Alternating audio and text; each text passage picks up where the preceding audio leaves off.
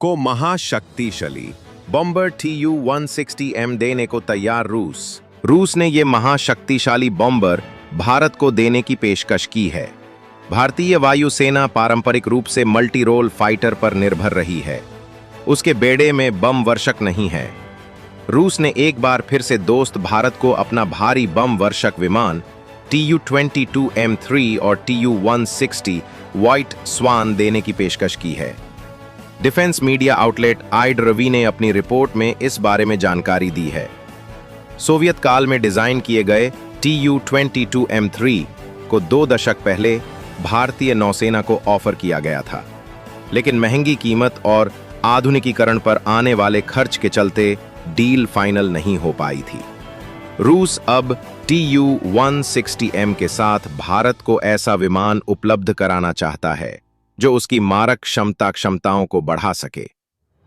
रूस की नई पेशकश में TU-160M शामिल है, जो TU-160 व्हाइट स्वान का अपग्रेडेड वर्जन है।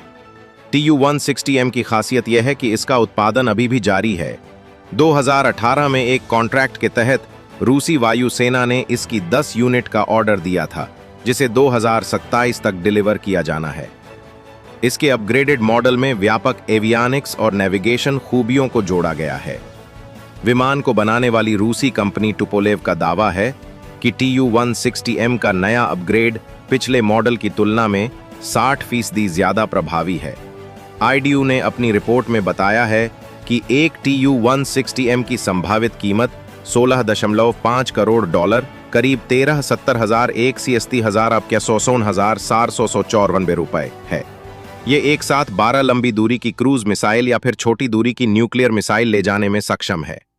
ये बमवर्षक बिना दोबारा ईंधन भरे 12,000 किमी की दूरी तय कर सकता है।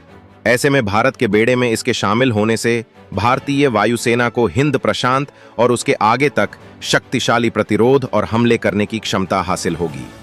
भारतीय वायुसेना पारंपरिक रूप से भारी बम वर्षकों के बजाय मल्टी रोल फाइटर जेट पर फोकस करती रही है।